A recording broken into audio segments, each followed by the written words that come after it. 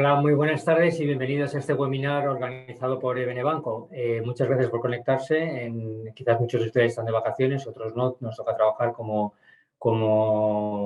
estamos ahora haciéndolo, que donde mejor se está es en la oficina con el aire acondicionado, ya que si viven en Madrid estarán viendo que esta semana está siendo terrible desde el lado de las temperaturas, ¿no? Pero bueno, nosotros intentaremos refrescarles esta hora con un invitado muy especial. Si normalmente invitamos a gestoras, como saben, para que nos expliquen las estrategias o los fondos de inversión más interesantes en el momento. Hoy contamos con un invitado muy especial que como es un medio de comunicación, ¿no? Y no uno cualquiera, sino como el economista.es, un medio de comunicación que conocen todos ustedes perfectamente, quien no se mete en su página web una o varias veces al día, como es mi caso, para consultar la información financiera y de mercados.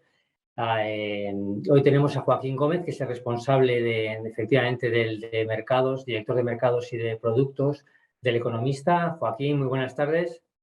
Buenas tardes, Víctor. Muchísimas gracias por la invitación y gracias por esos comentarios hacia el Economista, donde estamos a punto de conseguir los 10 millones de usuarios únicos todos los meses, lo cual creo que es un absoluto hito en la prensa económica en España.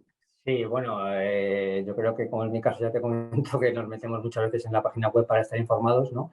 Y la verdad es que muchas gracias por contarnos un poco lo que hacéis, porque no es muy común, ¿no? Yo creo que medios de comunicación que asesoren, ahora antes de empezar, si nos puedes explicar un poco la función del asesor en lugar de gestor, cómo lo hacéis con la gestora donde se ha depositado el fondo, cómo lo hacéis bueno, un gustazo poder oíros y ya que creo que no sé si hay más medios de comunicación que asesoren fondos. Yo creo que no, ¿no? En España. En España somos el primer medio de comunicación que la CNMV nos dio la autorización para asesorar un producto de inversión en el año 2018. El 30 de septiembre del 2018 comenzamos con el fondo de inversión y la aprobación creo que la recibimos el viernes día 28.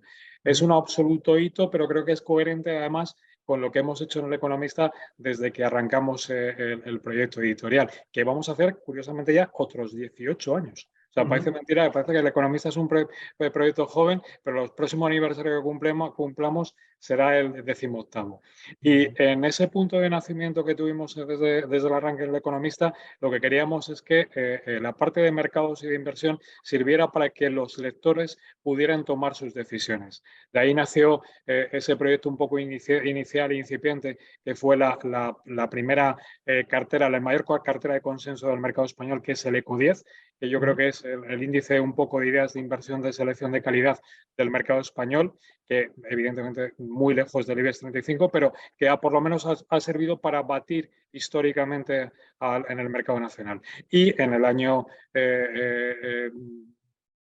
en los años importantes de la crisis, arrancamos otro proyecto muchísimo más ambicioso, que fue el de buscar ideas de inversión internacionales, que lo voy a explicar un poco cuál es un poco el origen del ECO 30, que también formaba como el ECO 10 y se convirtió en índice de la familia Stock, con lo cual es otro índice de selección de valores internacionales. Y ahí lo que en un principio pensábamos que era un proyecto absolutamente intelectual, que simplemente, y con un concepto de auditoría de lo que estábamos haciendo y qué rentabilidades estaba logrando, nació el fondo años después de que había nacido el ECO 30 como índice.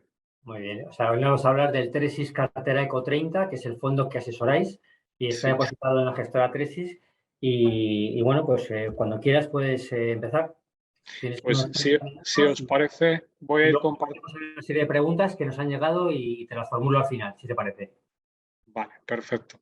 Pues si os parece, voy a ir compartiendo con vosotros una pequeña presentación que tenemos del fondo. A ver, pinchará y te digo si la vemos. Yo creo que la tenéis que estar viendo ya, ¿no? Ahora la vemos, sí, perfecto. Perfecto. Bueno, pues yo creo que el punto de partida, filosóficamente, nosotros tenemos esa idea un poco que siempre hemos mantenido, que intentamos buscar ideas profesionales que lanzamos a los lectores para que puedan tomar sus decisiones de inversión en mercado. Y con esa filosofía fue como arrancamos un poco el proyecto de el Tresis Cartera Eco 30. En primer lugar, segundo, porque bajo pantalla, esta es la parte un poco que estaba un poco esbozando inicialmente. Nosotros nos encontramos en el año 2011, 2012, que una de las cosas que nos ocurría, si que recordáis exactamente aquel momento, en la crisis de deuda, en la crisis en la que había muy pocas ideas de inversión en el mercado español, esencialmente yo recuerdo que casi todo el mundo decíamos la única idea de inversión que podíamos recomendar a los lectores era Inditex, porque en realidad casi no era española, porque gran parte de su negocio ya era internacional. Esencialmente no tenía deuda, que era el problema de casi todas las compañías, porque tiene una posición de caja muy fuerte, y estábamos muy convencidos de que el mercado español no debe representar para un inversor más de un 2 o un 3% de su cartera, sino que tenía que abrirse un poco a los mercados internacionales. Y en esa idea de buscar y que generar un índice de ideas de selección de valores internacionales sistematizado, arrancamos en el año 2013 el fondo, el Eco 30 como índice, cuyo objetivo tenía unos principios que todos los inversores un poco tenemos metidos en la cabeza, yo creo que a sangre y a fuego, que es esencialmente esas dos normas de Warren Buffett de primero, tratar de no perder dinero, y la segunda, esencialmente, cumplir la primera como norma fundamental. Pero teniendo en cuenta que se trata de un producto de renta variable, el objetivo que nos encontrábamos muchas veces es: nosotros como inversores a veces hacemos las carteras que tienen una especie de eclecticismo, tienen muchas cosas diferentes, no hay ninguna estructura, las vamos haciendo desordenadamente, y una de las cosas que queríamos es construir una cartera que estuviera sistematizada, revisada permanentemente, no con muchos cambios y con unos objetivos muy claros. Es decir, construir una cartera que esa teoría de Benjamin Graham de intentar lograr rentabilidades con las que duplicar la inversión cada década se prevaleciera en el tiempo. Entonces, intentamos construir una cartera que como objetivo tuviera lograr el objetivo de lograr una rentabilidad anualizada del 7%. ¿Por qué el 7%? Porque el 7%, como consecuencia del interés compuesto, de la permanencia de la inversión, como consecuencia del objetivo de largo plazo, nos iba a permitir llegar y cumplir ese objetivo de duplicar cada década. La realidad es que empíricamente tenemos la demostración de que el índice Eco 30 en sus 10 primeros años lo ha conseguido, y ha conseguido sin comisiones, lógicamente, porque se trata de un índice que está calculado por stock, que es el principio natural de la auditoría, pero que ha logrado en sus primeros 10 años un 123% de rentabilidad, frente al MSCI World Value, que en ese mismo periodo ha logrado un 77%. ¿Y cuándo se convierte el proyecto en intelectual a ser un producto de inversión? Como vemos el excelente comportamiento que tiene el índice en los años 2014-2015, es verdad que tiene un comportamiento favorecido por el cambio de divisa muy importante, que acelera esa diferencia de rentabilidad entre el MSCI World Value y el Eco 30. Pero aún incluyendo, yo creo que lo importante es la selección sistemática de valores de calidad, y el acierto nos hace pensar que dices, oye, aparte de un índice, podemos tener un producto de inversión. Empezamos a trabajar con la posibilidad de encontrar una gestora, que en este caso es Tresis, la que construye y gestiona el producto. Nosotros funcionamos como asesores porque somos los que imbricamos los valores y los que introducimos los cambios en la cartera. Y a partir del año 18 que comentaba, nos encontramos que nace el fondo Tresis Eco 30 y empieza a tomar su vida. Arrancamos con un año 2018 que, si recordáis, fue complicadísimo final de año. El final del 2018 fue un año realmente muy complicado, pero por fortuna el año 19 el fondo tuvo un comportamiento muy aceptable, logró más de un 20% y empezamos a ver la luz. Lógicamente nos vino, como a todos, el COVID. Lo preocupante fue, yo creo que todos en aquel momento no tuvimos esa genialidad de haber interiorizado todo lo que hemos leído y todo lo que hemos tratado de aprender en nuestra vida como inversores, y creo que nadie en marzo del año 2020 hizo esas aportaciones que, como luego se han demostrado, evidentemente, como ocurrió en el año 2009, pues fueron momentos absolutamente históricos para hacer cartera. Después nos vino la recuperación, como yo llamo, de San Pfizer, el 9 de noviembre del 20, la recuperación a partir de que tuvimos la vacuna y un comportamiento de mercado en el que ha habido otras crisis importantes. Evidentemente el 2021 es muy positivo, pero en el 2022 nos encontramos que tuvimos que lidiar un mercado muy complicado por la guerra, la inflación y yo creo que además ha sido uno de los mejores años del fondo porque aun en un año muy complicado, realmente se acabó con muy poquitas pérdidas el ejercicio 22. Y el 23 acabamos de cerrar el semestre con una rentabilidad anualizada del 11%.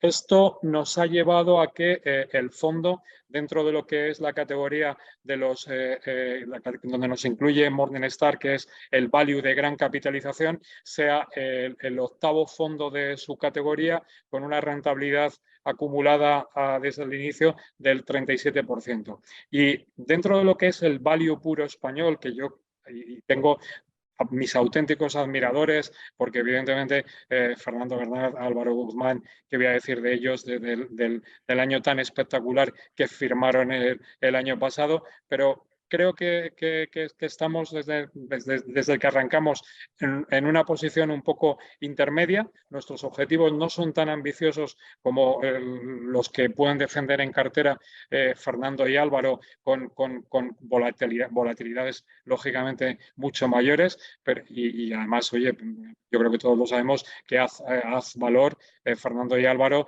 desde su época en Bestinver, pues vienen firmando tires acumuladas anualizadas del 13%, que están muy lejos de esa pretensión un poco que nos marcamos nosotros de ese 7% para duplicar la inversión todos los años y que además estamos consiguiendo, que es un poco lo más importante. Es decir, que con el track record tan complicado que hemos tenido de mercado, con el COVID, con la guerra, con la inflación y la rentabilidad anualizada del fondo, se acerca a ese 7%, que yo creo que es un poco el cuaderno de bitácora que nos marcamos como objetivo. Lo que os decía y os comentaba anteriormente, el año 2018 fue muy complicado, se cerró con una caída del 6,28, el 19 se produjo una recuperación del más del 20%, el año del COVID se acabó con una caída que no llegó al 7%, 21 subida de casi el 23% y para mí muy importante, en un año muy complicado como fue el 22, esa caída del 4,25% y que yo creo que ha afianzado un poco ese hito que se ha conseguido este año, que para nosotros es muy importante, pero es simbólico. Es la quinta estrella de Morningstar en la clase institucional, pero como yo pienso, decir, creo que es un poco anecdótico. Creo que un buen fondo a lo largo de su historia tiene que tener las 5 estrellas en algún momento, pero en realidad es muy difícil estar en ese 10% de los mejores fondos y que tampoco yo creo que para mí es mucho más importante conseguir ese 7% de rentabilidad anualizada que nos marcamos que mantener algo que es prácticamente imposible, que es la quinta estrella de forma permanente. Y el año 23, que no está actualizado ahí el dato semestral, hemos cerrado con un 11% el semestre. En lo que os decía en volatilidad, lógicamente hacemos, y la volatilidad hay que tenerla, hay que condensarla en un periodo de qué periodo más complicado hemos tenido, porque estamos incluyendo la volatilidad del año 18, sobre todo del 20, y es una cifra muy alta, pero si pensamos en la volatilidad del fondo en los 3 últimos años, estamos hablando de un 14-15%. Pero lógicamente es una volatilidad más baja que otros comparables del value español, que para lograr rentabilidades más altas, lógicamente trabajan con volatilidades mayores. La clave, y es un poco la parte que me gusta un poco explicar, porque yo creo que parte un poco de todo lo que hemos ido aprendiendo como inversores. Y yo hablaba un poco de esas carteras un poco eclécticas en las que los inversores van construyendo una cartera como si fueran haciendo una casa con sucesivas ampliaciones y se acaban cometiendo muchísimos errores. Uno de los principios para mí claros es quiero tener una cartera de no más de 30 valores. 30 para mí es la medida justa de lo que realmente puedes llegar a manejar, puedes estar conociendo, puedes tener un cierto seguimiento y aunque luego el espectro de compañías que puedan entrar en el fondo sean aspirar, trabajamos con muchísimas más, pero de las que de verdad tienes un conocimiento y tienes un seguimiento para poder decir qué es lo que está ocurriendo, 30 me parece muy manejable. La clave esencial es que dentro de esa composición de 30 valores, ningún sector pueda tener más de 4 representantes. Esto me parece crítico porque hay determinados momentos que cuando te acercas al mercado y lo haces de forma sistematizada, dices, oye, en este momento compraría compañías de microprocesadores y cargaría la cartera con un montonazo de compañías de microprocesadores. En otro momento, de petroleras. No, el objetivo aquí es limitar que, aunque un sector te guste mucho, no puedas tener más de 4 representantes en cartera. Y luego que sea una ponderación en la que ninguno de los grandes mercados, y cada vez le damos menos importancia a la parte conceptual de los mercados, porque entendemos que las compañías, aunque vengan adosadas con una bandera detrás, realmente su mercado, si lo analizas, en muchas ocasiones te encuentras que una compañía holandesa, un tercio de su mercado es Estados Unidos, un tercio de mercado es Europa y otro tercio de su mercado es Asia o mayor. O sea, realmente la selección de las compañías por nacionalidades cada vez tiene menos interés. ¿En qué nos fijamos? Especialmente en compañías que se paga muy poco por sus beneficios. PERES bajos frente a sus comparables sectoriales. Rentabilidades por dividendo altas. Esto es importantísimo. Para nosotros, la estructura de cartera en este momento, de las 30 compañías que hay en cartera, la media ofrecen un 4% de rentabilidad por dividendo. Pero es que tenemos muchísimas compañías que están ofreciendo rentabilidades por dividendo entre el 6, 7, 8%, con lo cual aporta al final muchísimo resultado al valor liquidativo del fondo. Apalancamiento controlado. Esto es una de las... y además yo lo llamo, porque le tengo muchísimo aprecio, el criterio que hemos introducido, que yo llamo el criterio Beltrán de la Lastra. Yo me acuerdo que Beltrán, en la época de Bestinberg, analizando un poco nuestra cartera, nos decía, Joaquín, la cartera tuya me encanta, pero una de las cosas que te vas a encontrar es, tienes en esa búsqueda de comprar crecimiento a precios atractivos, tienes un ratio de apalancamiento muy alto.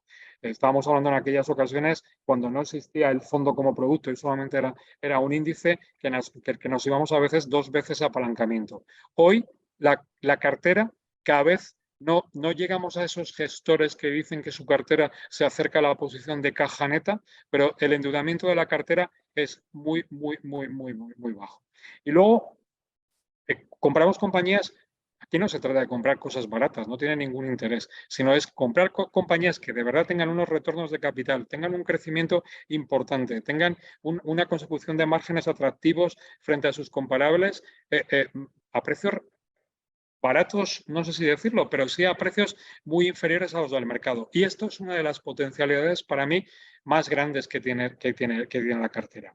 Hoy, cuando hablamos yo no sé si se va a producir esa recuperación que estamos pensando que se debe producir en el value, pero lo que sí que es que el mercado americano lo estoy comprando a un PER de 18, 20 veces, el mercado europeo lo estoy comprando a 12, 13, 14 veces y lo que sé es que la cartera que compramos en el Eco 30 es una cartera que está construida a beneficios del año próximo de poco más de 10 veces. Eso es lo que queremos tener, compañías muy reconocibles, compañías atractivas y compradas a precios razonables. Vemos un poco la cartera de los valores y además los últimos cambios porque los acabamos de publicar y se notificaron hace muy poquito a los partícipes, a los lectores y también a Stock que tiene que calcular el índice que hay detrás. En la composición de los dos nuevos cambios que se han producido, hemos introducido un banco, hemos introducido a Unicredit porque creo que es uno de los bancos estamos comprando con retornos sobre el capital ya muy por encima del doble dígito, lo cual quiere decir que los bancos ya son rentables, comprado a uno de los PERES más bajos del mercado, 5 veces que es decreciente si miramos al beneficio previsto para el año 25 y sobre todo con una rentabilidad por dividendo muy alta, que es otra de las fortalezas un poco que comentábamos anteriormente, rentabilidad por dividendo del casi 7%. La otra novedad en cartera es una compañía que todos los que habéis pensado o tenéis en algún momento un coche de renting, pues puede ser posiblemente el proveedor que tengáis, que es ALD, es una participada de Société Générale y es una compañía que realmente nos gustó mucho porque lo que queremos es crecer en negocio financiero. Es muy parecido al negocio financiero porque es una compañía que te da márgenes muy predecibles, retornos interesantes, pero la ventaja es que es un negocio muy financiero, pero con mucha menos deuda de la que se apalancan los bancos. Estamos hablando de que el apalancamiento de ALD en relación al apalancamiento de un banco convencional podría ser 2 o 3 veces inferior y lo estamos comprando también a multiplicadores de beneficios de 5 veces con, aquí la rentabilidad por dividendo está un poco deteriorada porque acaba de fusionarse con otra compañía que hace que sea el tercer incumbente del sector. Esto la gente normalmente no lo sabe, pero los dos primeros son curiosamente dos de los grandes fabricantes de automóviles, que son Volkswagen y Toyota, los que más renting hacen. La siguiente compañía es ALD, que además se ha visto favorecida por un negocio que no es el suyo, pero que es adicional y que viene fruto un poco de cómo se ha paralizado el mercado de ventas de automóviles. Todos hemos descubierto un poco lo que está pasando con los coches de segunda mano, que su precio se está subiendo. Entonces, ALD, que el coche te lo presta durante 4 años, se está encontrando un negocio adicional que cuando recoge ese coche y lo vende después de 4 años, el mercado es muy generoso con ese producto en el mercado. Y creemos que es una compañía que tiene seguramente uno de los potenciales alcistas más altos de todo lo que tenemos en este momento en cartera. Hablaba un poco antes de la composición, un poco de la diversificación sectorial por países. Hoy el mercado americano y Estados Unidos con Canadá agrupa 10 compañías del Eco 30, el mercado europeo 18. Hay una muy fuerte exposición porque es bastante fácil encontrar compañías muy atractivas en el mercado francés. Es uno de los que le damos importancia, pero en realidad no es ningún interés por el mercado francés. Insisto en algo que estaba comentando antes. Cuando vemos un poco los componentes de cartera, lo que te acabas encontrando es que son compañías tan diversificadas que en la mayor parte de los casos el negocio doméstico es casi irrelevante y a lo mejor tienen mucha más exposición a mercado americano o a mercado europeo. Y luego tenemos también en cartera a una compañía japonesa y a una compañía coreana que completan un poco el portfolio de la cartera. Y aquí es un poco lo que yo decía, un poco de esa segmentación sectorial de no tener más de 4 representantes en lo que consideramos sectores de cartera. Curiosamente, en este momento es que no tenemos ni siquiera 4 representantes en el que más pesa. Movilidad y motor, que es la parcela que le damos más importancia, con Stellantis, Volkswagen y Faurecia. Faurecia, por ejemplo, que ha cambiado ahora de nombre otra vez y es Forvia, pero el fabricante de los faros Gela está recuperando muy bien. La gran duda está siendo con Volkswagen. En la última revisión estuvimos a punto de quitarla de cartera porque aun siendo una compañía que tiene una implicación en el mercado de coches eléctricos importantísima, ha casi duplicado las ventas en el primer trimestre. La verdad es que estando tremendamente barata, no reacciona y es un castigo importante el que lleva porque no recuperamos desde hace muchísimo tiempo. Pero bueno, son 3 representantes. El sector industrial con Hitachi, Quanta Service y Samsung. Y luego ya entramos aquí en parcelas muy selectivas un poco de dónde encontramos valor. En el sector químico, por ejemplo, y además esto me lo preguntan muchísimos partícipes cuando conocen un poco la cartera, decir, ¿por qué no tienes compañías de consumo puro? Y digo, mira, es que no necesito ninguna compañía de consumo de alimentación cuando tenemos a Nutrien, que es una compañía canadiense que es el mayor fabricante de potasas del mundo. Si tú quieres producir alimentos en el mundo, vas a necesitar potasa en la parte del sector primario y te va a hacer crecer. Y Darling, que es una compañía que se introdujo hace 2 revisiones, es una pequeña joya de selección que hemos encontrado, que es una compañía que tiene, completa el ciclo un poco perfecto, o sea, porque es una compañía que te introduce productos esenciales que llevan los alimentos, se utiliza también para el negocio farmacéutico, pero también es productor de alimentos y además es reciclador y desechador de todo lo que se genera en el proceso de producción que está obligado a ir a la basura, con lo cual genera un poco el círculo perfecto y es una compañía un poco, pues muy estable, la verdad. Servicios, Teleperformance y ALD. Teleperformance viene muy castigada por el error que cometió en el mercado colombiano.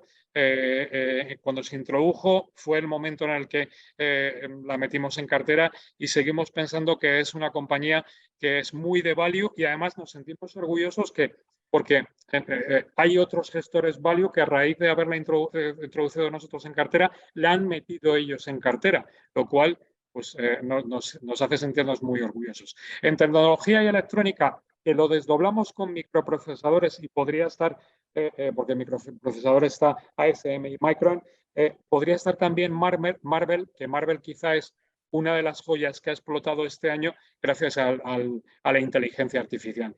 Sector asegurador, podríamos incluirlo con bancos, pero lo separamos. Bancos comentaba que acabamos de introducir a Unicrédito y lo que tenemos es a AXA en el sector de aseguradores y Equitable, que es un spin-off de la propia AXA en el mercado americano.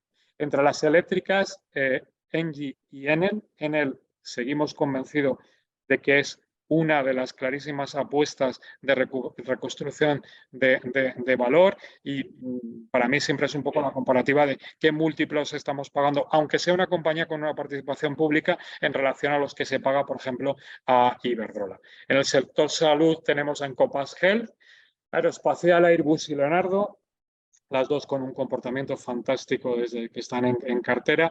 En infraestructuras inmobiliarias, EIFAS y Taylor Wimpey. EIFAS es una compañía que a mí me gusta especial destacar una cosa de la compañía que me parece fantástica, que es una de las compañías en la que los empleados, a través de ofertas públicas, tienen una mayor participación en el capital, lo cual, esa involucración de los empleados que tienen casi el 17-18% del capital, porque creen en la compañía, me hace pensar que ha de ir bien la compañía. Encuentro muy pocas compañías en las que el capital humano tenga una participación del capital de la compañía tan grande. En mineras, Glencore y acereras, ArcelorMittal, y en petróleo, que durante muchos años ha sido ese sector que tenía 4 representantes. Hemos ido deshaciendo posiciones, se marchó la austríaca OMV, se marchó Total, se marchó la canadiense Suncor y hoy la única posición es Marathon Petroleum. En consumo, que no lo considero alimentación porque es más bien tabaco, tenemos a Brixis American Tobacco y este es un ejemplo clarísimo de buen SG, aunque estemos hablando del mundo tabaco, y altísimo dividendo en cartera. Y en telecomunicaciones, para mí la indiscutible joya de la corona europea, creo que es verdad que es un híbrido entre mercado americano y mercado Deutsche Telekom, que con la posición que tiene con T-Mobile en Estados Unidos al final es un híbrido entre mercado teleco americana y europea, pero es que claro, cualquier comparación con las otras grandes telecos europeas me parece que se explica por sí sola. O sea, es decir, el crecimiento de lo que ha sido Deutsche Telekom frente a todas las otras grandes operadoras europeas en la última década es increíble. Ratios de cartera. Ratios de cartera, actualmente un poco, es decir, lo que os comentaba, importantísimo ese criterio que yo lo llamo el criterio de la lastra, el haber bajado el endeudamiento de la cartera de forma significativa. Hoy estamos en un 0,70, no llega, mientras que la media de la bolsa europea se mueve en 1,34, el mercado americano en una vez deuda al beneficio bruto. Bueno, comprar siempre hay gestores que llegan a tener toda la posición en compañías de caja. Yo creo que la caja es una clara ineficiencia. Hay que tener una deuda, pero una deuda controlada.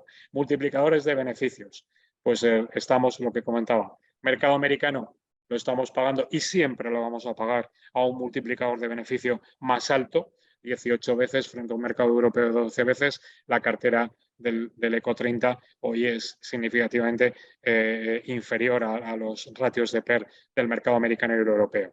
Rentabilidad por dividendo, básico. Para mí, cuando haces una cartera, creo que es crítico. Creo que cuando decimos que aspiramos a ese 7% de rentabilidad, lo hacemos con compañías que, si hacemos el sumatorio de la inversa del PER más la expectativa de rentabilidad, juego con un colchón de aproximadamente 15 puntos. Aspiro a un 7% de rentabilidad, pero la suma que me da de media, la inversa del PER de lo que tengo en cartera, más la rentabilidad por dividendo, me da casi un 15 o más de un 15% de media en todos los valores del Eco 30. Colchón suficiente, yo creo que para alcanzar ese 7% de rentabilidad. Y el Enterprise Value EBITDA de cartera, pues se explica por sí solo. 8, 3 veces mercado europeo, 12, 5 mercado americano, Eco 30 algo menos de 5 veces. Bueno, algunos de los hitos un poco que hemos ido cumpliendo periodísticamente. Yo creo que el más importante es el o simbólico, que es cuando no hemos cumplido casi ni 5 años, que hayamos alcanzado la 5ª estrella Morningstar en la clase institucional. Como decía, creo que es algo que nos enorgullece mucho, pero que sabemos que acabaremos perdiendo, porque en esa 5ª estrella solamente puede estar el 10% de los mejores de la categoría en un determinado momento. A nosotros nos está tocando vivir este momento, pero insisto, el objetivo lo tenemos muy claro, particularmente como asesor del fondo lo tengo muy claro, que es sistematizar que es un fondo de largo recorrido en el que el cuaderno de bitácora es conseguir un 7% todos los años. Habrá años muy buenos en los que hemos hecho esos 20% y esencialmente creo que el mejor track record que podemos demostrar es que en los años muy, muy, muy complicados, como fueron el 22 y el 20, el comportamiento del fondo, que lo estoy proyectando ahora mismo, pues fueron caídas muy atenuadas. En el 20 se cerró con menos de un 7% de caída y el año 22 se cerró con un 4,25%, que para un año tan complicado como fue el 22, pues creo que fue un buen resultado. Y como dice José Miguel Matés, consejero delegado de Tresis, esto es una maratón. Creemos que es un recorrido de muy largo plazo lo que nos queda. Solamente hemos corrido los primeros kilómetros, pero la ventaja es que podemos presentar que los primeros kilómetros se están cumpliendo con el plan de ruta trazado, con un mercado tremendamente complicado. Final del 18, COVID y año 2022 con hiperinflación o inflación muy alta y guerra en Ucrania. Muy bien, Joaquín, pues muchísimas gracias por tu explicación. Tú sí que has cumplido con el horario estipulado de 30 minutos, lo has hecho en menos. Llevamos 28 desde que le he dado al cronómetro. Pues bueno, para resumir, ya lo has dicho tú, una rentabilidad objetivo del 7% al año para intentar duplicar en una década, ¿no? Tampoco os ponéis metas que sean inalcanzables, ¿no? No jugáis a eso, con lo cual yo creo que eso, tenerlo claro, es importante, ¿no? A la hora de volverse loco, empezar a comprar y vender valores para intentar lograr o ser más ambiciosos, ¿no? Bueno, tenéis vuestro objetivo que es bastante, pues bueno, una media bastante importante, ¿no? Y alcanzable sobre todo, ¿no? Junto con la rentabilidad por dividendo del 4% que tiene la cartera, ¿no? Con valores como, por ejemplo, el British Tobacco, que da casi un 10% al año, ¿no? De dividendo, ¿no? Pero, Víctor, si me permites ahí, aun siendo muy pretencioso el 7%, en los últimos 20 años, en el mercado español, solamente el 2% de los fondos comercializados han logrado ese 7% de rentabilidad anualizada. Sí, Es lógico respecto a todo lo que hemos leído y cómo nos hemos formado, pero la realidad de la industria te demuestra que no son tantos, son muy pocos los que han logrado ese 7% de rentabilidad anualizada. Ya, bueno, pues fenomenal, pues enhorabuena porque parece sencillo, pero no, como cuentas no es tan sencillo alcanzar ese 7%, ¿no? Luego una cartera de 30 valores, de ahí, ¿no? Lleva el nombre de 3 cartera Eco 30, ¿no? 30 valores, ningún sector con más de 4 compañías, ahora no tenéis incluso ninguno con 4, límite también por países. Y bueno, yo creo que te paso a las preguntas ahora que nos han llegado. Algunas de las has contestado, ¿no? Otras, por ejemplo, dice Ramón si tiene comisión de éxito el fondo. Sí, sí, sí. Tenemos el fondo tiene una comisión del 1,35 y una de las cosas que consideramos importante es decir que el fondo no tiene una comisión alta, pero sí que tuviera una comisión en la consecución del éxito. Tiene el 9%, que es el máximo legal. No nos obliga a hacer ninguna locura. No estamos rotando. Es un fondo de muy poca rotación de cartera. Creo que es importantísimo. Además, si repasamos un poco las carteras de todos los grandes gestores value, son bastante estables. El concepto para mí cartera es importantísimo. Es más, hay una cosa que si yo pudiera no atender a reembolsos y suscripciones, lo que haría es sentarme en muchos valores, esperar que madurara su crecimiento e ir cobrando dividendos a precios comprados años pasados. Yo pongo siempre un ejemplo. Una compañía como es Iberdrola, comprada en el año 2011, 12, 13, hoy te está dando un dividendo del 13%. No el 4,5% que pensamos que te está dando si compras a precios actuales. Ese concepto de cartera, si no estuviéramos sujetos a reembolsos, suscripciones, en la mayor parte de los valores que son de beneficio creciente y dividendos, lógicamente, crecientes, estaríamos hablando de muchísima más maduración en cartera.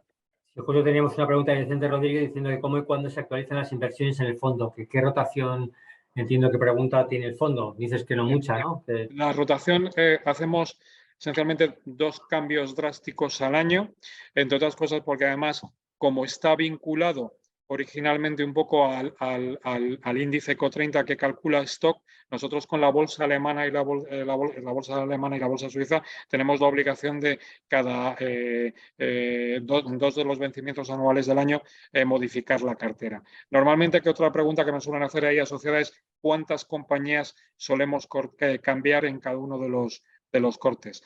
Históricamente nos movemos entre 3 cambios aproximadamente de rotación, lo cual vendría a ser aproximadamente el 9 y pico % de la cartera en los cambios de exposición. En la última, por ejemplo, solamente hemos cambiado 2 valores y cuando hemos hecho el mayor cambio hemos cambiado 4 títulos en una rotación. Vale, muy bien. Mira, tengo otra pregunta que dice, compañías que más tiempo tienen en cartera y el porcentaje de rentabilidad acumulado de esas compañías. No sé si lo tienes el dato o más o menos. El dato no lo tengo, es decir, sí que puedo decir de compañías que son prácticamente de una estabilidad enorme. Te comentaba, por ejemplo, el caso de Volkswagen. Volkswagen seguramente con los dividendos cobrados es una compañía que nos está generando rentabilidad pese al mal comportamiento bursátil que tiene. British American Tobacco es otra de las compañías muy estables de cartera. Enel es otra de las compañías muy estable. Airbus es muy estable. EIFAS, que lo comentaba por lo que me gustaba, por esa participación, esa implicación de los empleados en la compañía, es otra de las compañías que también llevan muchísimo tiempo en cartera. AXA, que es otra compañía de dividendo clarísima.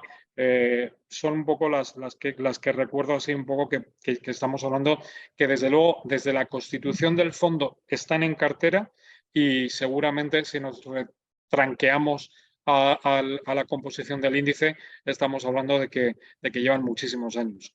Muy bien. Pues si quieres hacemos la última. En plan general, no sé si quieres matizar algo más, pero yo creo que queda bastante claro todo. El plazo mínimo de duración en la inversión de un fondo de renta variable, en el vuestro, ¿qué le aconsejaríais a nuestros clientes que son enteramente minoristas, que gente que le gusta mucho los mercados, que tienen posición en las carteras, diversifican? Yo, Víctor, en esto me respondo, es decir, siempre un medio plazo. como mínimo tenemos que estar hablando de 3 o 5 años. Otra de las preguntas que además me parece muy interesante es que creo que las aportaciones se tienen que hacer sistematizadas. Es decir, me parece otro de los elementos claves de decir, todas las preguntas, cuando te metes en esto de los mercados, la gente te pregunta como si supieras que cuál es el mejor momento para entrar. Yo desde hace muchísimo tiempo, Víctor, lo que respondo es que el mejor día para entrar fue ayer. O sea, es decir, con lo cual no sé cuándo va a ser el momento o la puerta óptima de entrar. Lo que sí que creo es que si tienes o piensas hacer una aportación, creo que es bueno periodificarla para coger diferentes precios medios un poco en relación del mercado, que el objetivo debe ser siempre ese mínimo de 3-5 años y ojalá todo el mundo pudiera embarcarse como me embarco yo como partícipe de esto, Víctor, me gusta también un poco decirlo porque durante muchísimo tiempo en el arranque inicial, Tresis puso el dinero inicial, pero durante mucho tiempo el partícipe era el que llevaba un poco la parte del timón. O sea, y además se producía a medida que hemos ido creciendo en patrimonio, hasta cierto punto tenía un cierto dolor de decir, oye, cada vez tengo una participación menor en el fondo. ¿Sabes? Es decir, o sea, como que me sentía un poco de decir, oye, joder, es que estás tan involucrado.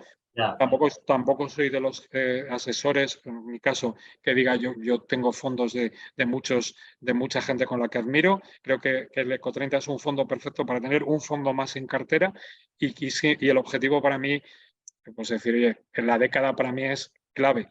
Porque la década es la que te permite decir, oye, ¿cuánto me he desviado de ese objetivo de duplicar? En los buenos casos yo creo que se puede llegar a superar sustancialmente.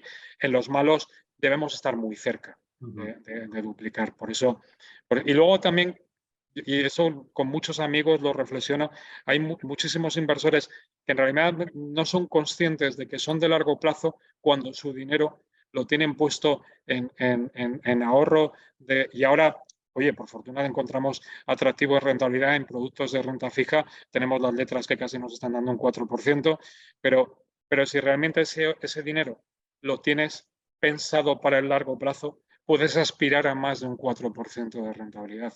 Y es lo que trato. Tienes el beneficio de que no tienes que tributar una vez se acaba la letra, ¿no? El periodo, ¿no? Que eso también hay que tenerlo en cuenta. Los fondos te permiten cambiarte de uno a otro sin tributar y retrasar ese pago, ¿no? A Hacienda hasta el momento en el que vendes. Pues Joaquín, un verdadero placer que hayas tenido unos minutos para nuestra audiencia. A todos ustedes también muchas gracias por asistir al webinar. Tienen el fondo Eco30 disponible en nuestra plataforma para contratarlo cuando quieran. Y nada, pasa buen verano, Joaquín. Espero contar contigo en otra ocasión para que vengas a refrescarnos las novedades que tengáis. Y un placer haberte escuchado. Muchísimas gracias. Muchísimas gracias, Víctor, y muchísimas gracias por la atención de los clientes de EBN. Muchas gracias. Un Hasta luego. abrazo. Gracias a todos. Hasta la próxima.